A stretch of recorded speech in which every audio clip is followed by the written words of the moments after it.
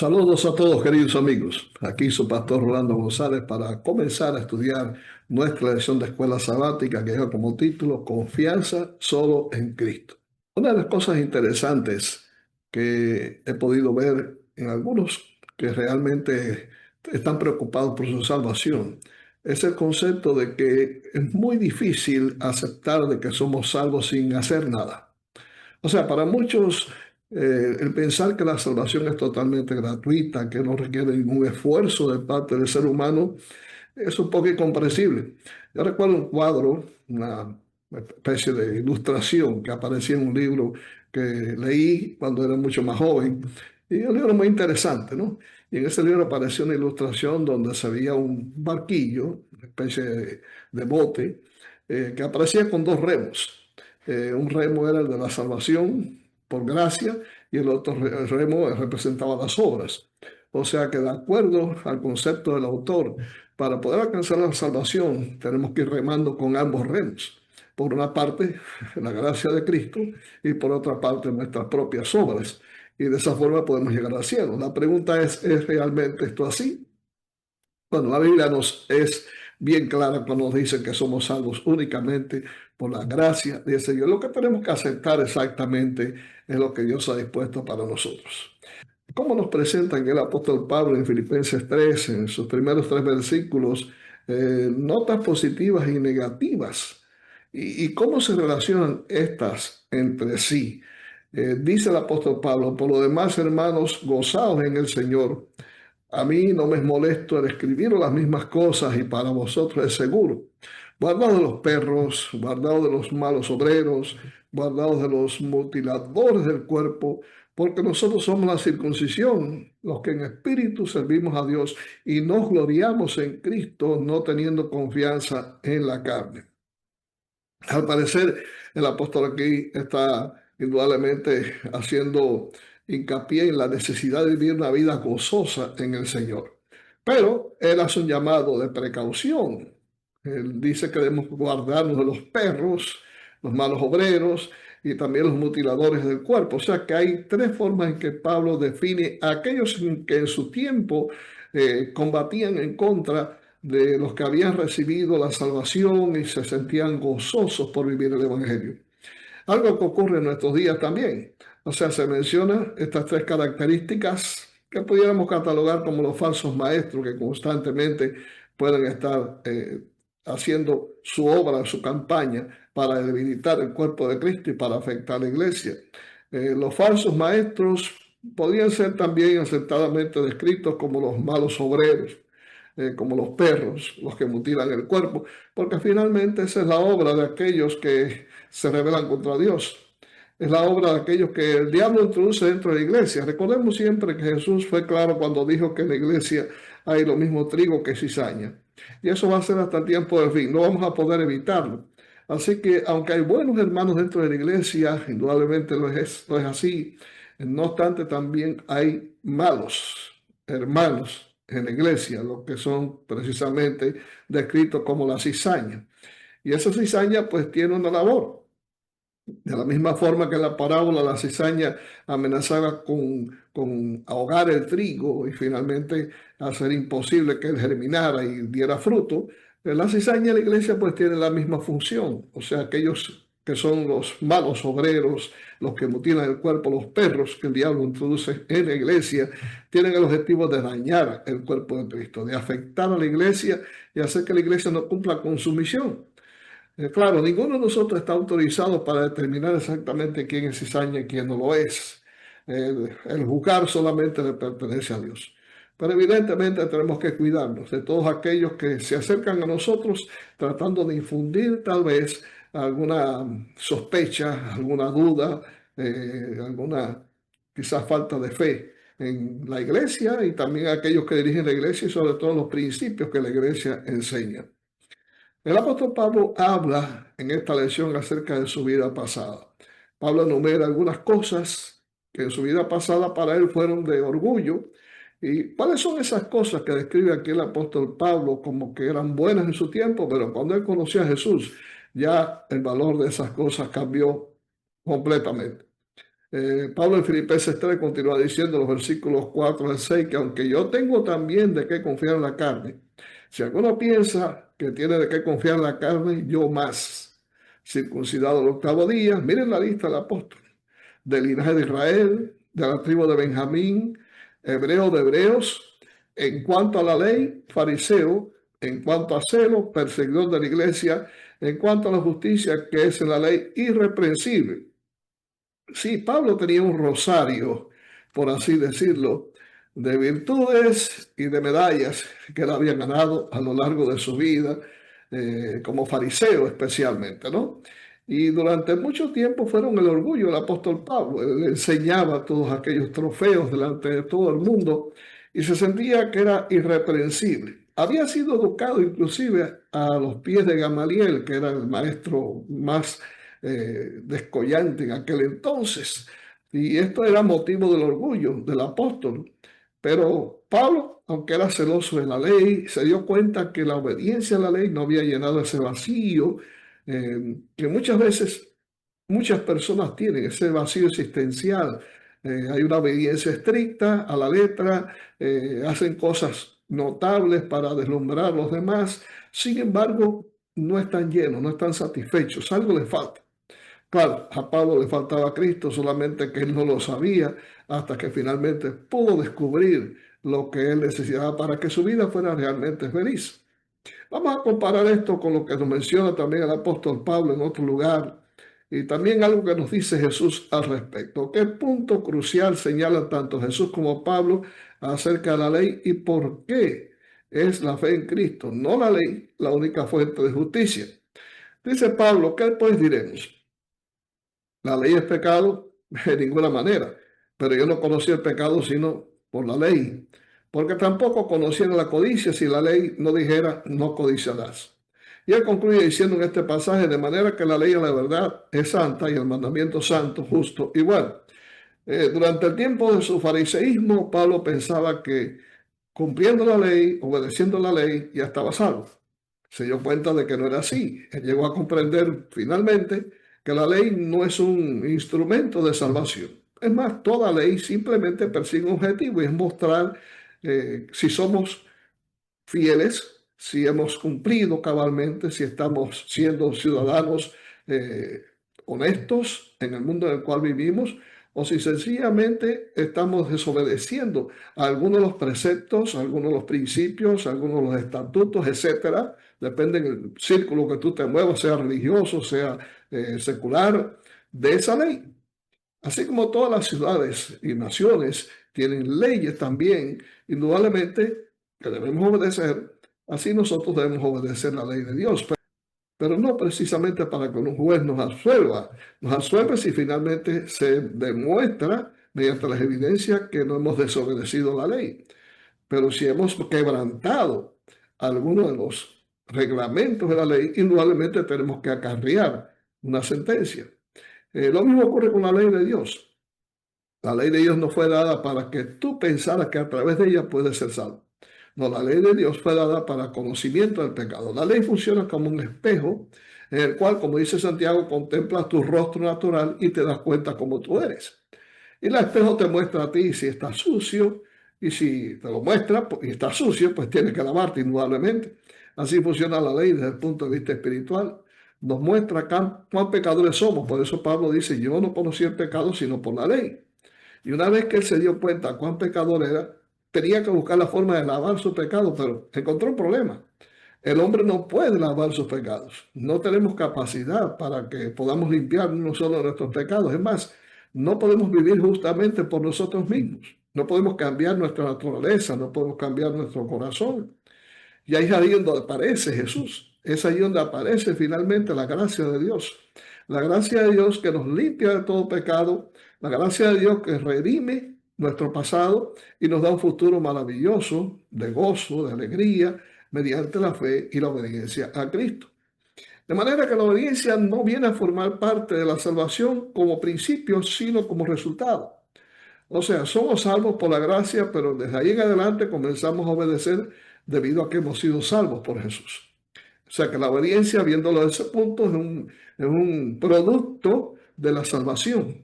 El corazón del cristiano agradecido que ha sido salvado por Cristo, en consecuencia, obra en amor al Señor, haciendo las obras de la ley.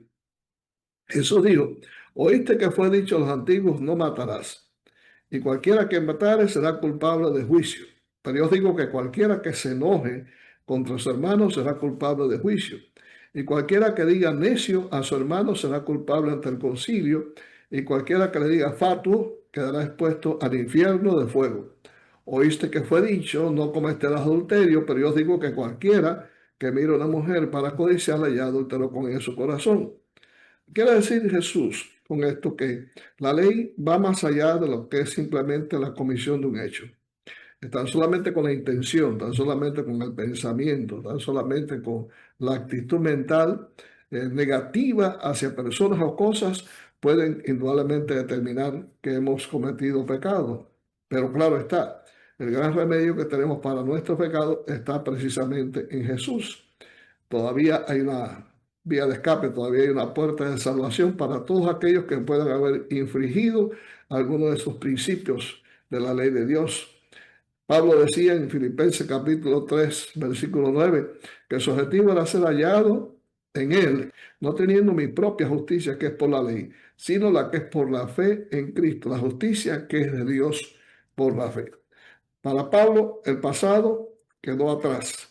Ya no era importante todos aquellos atributos que él creía que eran necesarios para alcanzar la salvación. No, ya todo aquello él decía que lo había tenido por basura por tal de ganar a Cristo. O sea que todas sus medallas fueron echadas finalmente en el zafacón de la basura.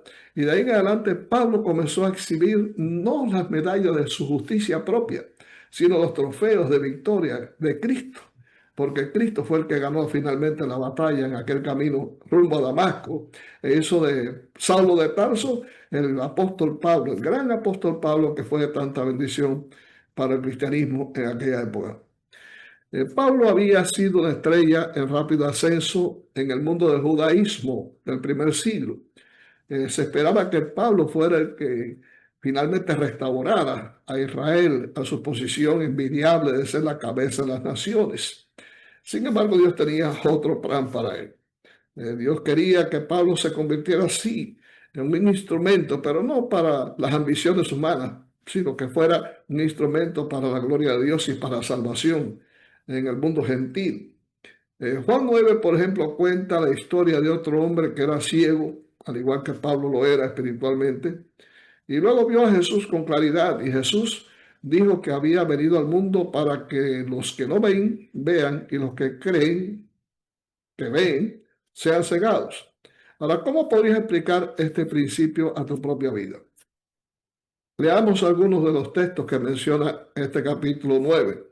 Dice que al pasar Jesús vio un hombre ciego de nacimiento y le preguntaron sus discípulos diciendo, Rabí, ¿quién pecó? ¿Este o sus padres? Para que haya nacido ciego. O sea, para los judíos, la ceguera, así como otras enfermedades, era producto del pecado. Y el pecado podía haber sido cometido por la misma persona que sufría la enfermedad o tal vez era herencia de sus padres. Jesús responde, no es que pecó este ni sus padres, sino para que las obras de Dios se manifiesten en él. Entre tanto que estoy en el mundo, luz soy del mundo. Dicho esto, escupió en tierra e hizo lodo con la saliva y untó con el lodo los ojos del ciego y le dijo, ve a lavarte al estanque de Siloé, que traducido es enviado.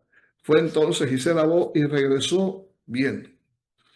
Si hay una cosa que es importante entre todas, es el don de la vista. Usted puede estar ciego, usted puede ser mudo, todas esas cosas son tragedias.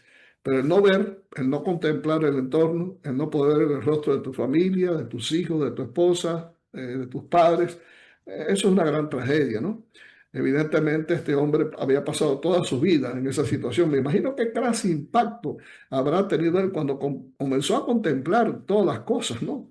Evidentemente esto fue algo para él extraordinario. Y saben, eso mismo le pasó al apóstol Pablo, pero en el orden espiritual. Hasta ese momento Pablo creía de que lo que hacía estaba bien. La Biblia nos habla de que Pablo era un hombre íntegro, un hombre que realmente amaba a Dios. Y él pensaba que al perseguir a la iglesia, pensaba que al estar de acuerdo con el apedreamiento de Esteban, él estaba favoreciendo la causa de Dios. Cuán equivocado estaba. Cuando él se dio cuenta cuán ciego era, realmente durante toda su vida no bastó el tiempo para que él se estuviera arrepintiendo de lo que él había hecho durante sus tiempos de ceguedad espiritual. Por eso, cuando Cristo nos libera de todas aquellos tabúes, aquellas trabas, aquellos preconceptos que a veces tenemos y podemos ver con claridad lo preciosa que es la salvación y lo que el cielo ha hecho por nosotros, tendemos a asombrarnos también, así como sucedió con el apóstol Pablo. Por eso la fe en Cristo es lo fundamental en este evento. En el camino a Damasco, Pablo experimentó un maravilloso intercambio, pues cambió su imagen de la vida pasada en la ley, en las obras, en la obediencia estricta, por la presencia de Cristo mismo. Él llegó a decir que para ganar a Cristo y ser hallado en él, estaba dispuesto a cualquier cosa que él tuviera que sacrificar. Ahora, ¿qué significa exactamente esta expresión ser hallado en él, de la cual tratamos en parte en la lección pasada? ¿Cuál es tu mayor interés y cómo entiendes las palabras de Pablo? Vamos a ver aquí algunos versículos. Efesios 1:4 nos dice que según nos escogió en él antes de la fundación del mundo para que fuésemos santos y sin mancha delante de él. Quizás no lo puedes entender ahora, pero mira, déjame decirte que una de las cosas trascendentales que nos muestra la Biblia es que todos hemos sido escogidos por el Señor para ser salvos. Pero no solamente para ser salvos, sino también para que vivamos una vida de obediencia y también una vida de ejemplo, o sea, ejemplificando a Cristo donde quiera que estamos. Por eso dice que fuimos escogidos para que fuésemos santos y sin mancha delante de Él. En 2 Corintios 5:21, Pablo dice que al que no conoció pecado por nosotros lo hizo pecado para que nosotros fuésemos hechos justicia de Dios en él. Es un intercambio en que nosotros siendo pobres fuimos hechos ricos y Jesús siendo rico se hizo pobre por amor de nosotros. Vaya, es un trabalengua ahí que quizás nos cuesta trabajo entender, pero en la realidad es así. O sea, Cristo abandonó todo para hacernos ricos a nosotros con la salvación. Y para hacerlo, Él tuvo que hacerse pobre y habitar entre nosotros y sufrir de la manera que sufrió. En Gálatas 2:20, Pablo concluye diciendo que con Cristo estoy juntamente crucificado. Y ya no vivo yo, mas vive Cristo en mí, y lo que ahora vivo en la carne lo vivo en la fe del Hijo de Dios, el cual me amó y se entregó a sí mismo por mí. Así que estar en Cristo significa vivir con Cristo, vivir la vida cristiana tal como Cristo la vivió, tener una relación personal con Cristo, que el carácter de Cristo se transfunda en el de nosotros. Eso es precisamente estar en Jesús. Estar en Cristo abarca todo lo que comprende el plan de la salvación. Desde el momento en que nosotros aceptamos a Jesús hasta el momento que estemos con Cristo, todo ese tiempo que incluye indudablemente la justificación, de haber sido justificados por la gracia de Cristo en nuestros pecados, ser limpios todos los pecados, finalmente perdonados en la sangre de Cristo y poder seguir adelante en nuestro derrotero diario, que es la santificación, hasta finalmente llegar al momento en que recibamos a Jesús cuando Él venga en su venida gloriosa, que es precisamente la glorificación. Así que hay tres pasos importantes en la vida del cristiano. Uno es la justificación, que es el momento cuando tú aceptaste a Jesús como Salvador personal. Mediante la justificación, todos tus pecados quedaron perdonados. Tu pasado quedó anulado por completo. Ahora comienza una nueva vida en la cual vas creciendo diariamente en el proceso de la santificación. Y finalmente, cuando te encuentres con Jesús, ese es el momento de la glorificación. Y ese es el proceso que nos ayuda a estar siempre con Jesús, estar siempre en el Señor. Mira, déjame decírtelo de esta manera. Si Cristo no habita en tu vida y si tú no marchas con Jesús, difícilmente vas a alcanzar la salvación.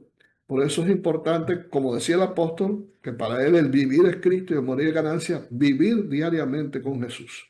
¿Y cómo se consigue eso? Bueno, eso se consigue precisamente tener una vida de devoción personal, disciplinada, cada día orar al Señor, cada día estudiar la palabra de Dios, cada día testificar del nombre de Jesús en cualquier lugar que te encuentres, a cualquier persona. Es la obra que Dios nos pide a nosotros hacer para que podamos crecer cada día más en la gracia. Para que finalmente, como decía Pablo, lograr solamente una cosa, que es conocer a Cristo. Y veamos aquí ya al final de la lección cuáles son algunos de los puntos principales que Pablo destaca en este pasaje. Filipenses 3, versículos 10 al 16 dice que Pablo, a fin de conocerle y el poder de su resurrección y la participación de sus padecimientos, llegando a ser semejante a él en su muerte, si en alguna manera llegase a la resurrección de entre los muertos. No que ya lo haya alcanzado ni que ya sea perfecto, sino que prosigo por ver si logro asir aquello por lo cual fui también asido por Cristo Jesús. Hermanos, yo mismo no pretendo haberlo ya alcanzado, pero una cosa hago, olvidando ciertamente lo que queda atrás y extendiéndome lo que está delante, prosigo a la meta, al premio del supremo llamamiento de Dios en Cristo Jesús. Para Pablo no había algo más importante que conocer a Cristo, lo cual es la garantía de que Él nos conocerá también a nosotros, porque Cristo fue claro. Si nosotros lo negamos aquí, Él nos va a negar en el reino de los cielos. Si nosotros le confesamos aquí, Él nos va a confesar también delante del Padre. Es simple. Así que para poder conocer a Cristo, decía apóstol Pablo, y ser semejante a Él en su muerte, Él tenía que vivir una vida de obediencia disciplinada.